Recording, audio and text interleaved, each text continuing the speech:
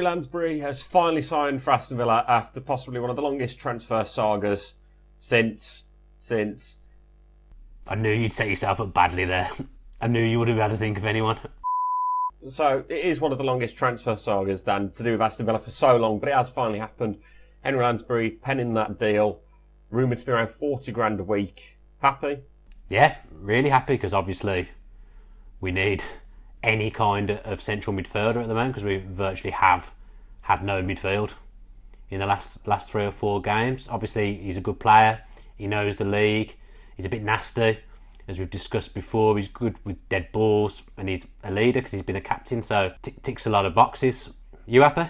Yeah, I think it's a good bit of business. I mean, £3 million to me is an absolute steal. If you're looking in today's market, if this guy had 2 years left on his contract, you're probably talking about 10, 15 million, and that's probably more realistic. And I think that's what he'd be valued at if he chucked a price tag on him if he wasn't at the contract length he's at. I think he's the sort of player that you hate if he's against you, but when you got him on your team, you love him. I think when he came to Villa Park and he was rolling around and time wasting this, that and the other, Forest fans loved it, we hated it, but now we've got him in our team.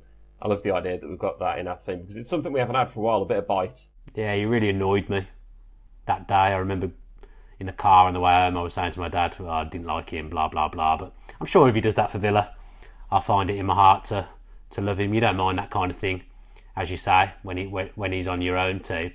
His wages are very high. I mean, I don't know how much he was on at Forest, but 40 grand is a lot of money a week in the Championship.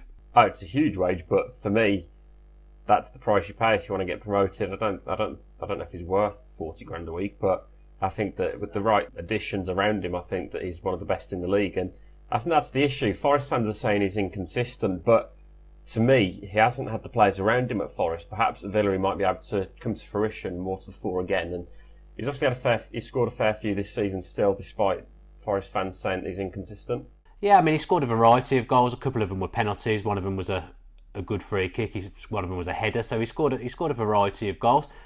I know we've spoke about him before, but he is a player. If you've come through the Arsenal Academy, you're obviously a good player and you've got something about you. I'm surprised he's never really played in the Premier League. I'm surprised. I've always felt like he was a highly rated player, but I'm surprised he's never made the jump up. But hopefully the Premier League's loss can be Villa's gain. But as we both know, we need more.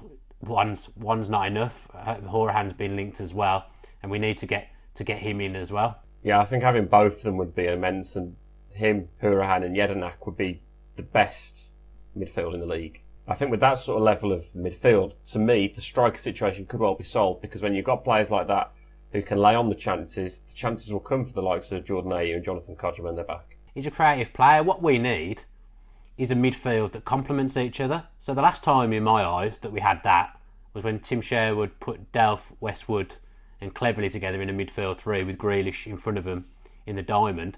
They all did things that the other one couldn't do, but they complemented each other, and they were a good four. If you put Jedinak, Lansbury, Horahan and maybe Grealish in a diamond, it's the same kind of thing. They're gonna complement each other. So it's about getting the right balance in the team, and that's what we haven't had.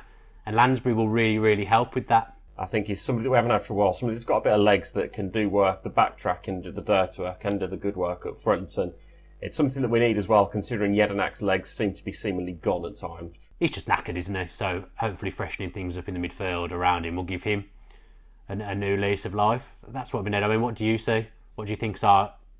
Well, obviously we haven't signed Horahan yet or anyone else. What midfield would you go with now? To me, you're on the money there with the diamond sense of Jedinak holding it with Horahan and Lansbury a bit higher up, and then Grealish a bit further on from that. I think that would work really well, and players can complement each other quite well. And I think that when Grealish goes forward as a player, you look at him and he's looking for the options, and then he struggles to find an option because there's not always something there with the support from the midfield. But if you've got Horahan and Lansbury, there's more options for him to play the ball out, and that means that it obviously develops Jack because he's got players around him that he can actually sort of feed off. I think he's someone that will raise the standards of those around him. I think people will up their game just because we've signed a relatively high-profile midfielder, and that was probably we needed another high-profile midfielder in the summer to go along with Jedinak, and we didn't get one. So I think it maybe will make the other central midfielders raise their game a bit as well, because they know they're going to struggle to get into the team.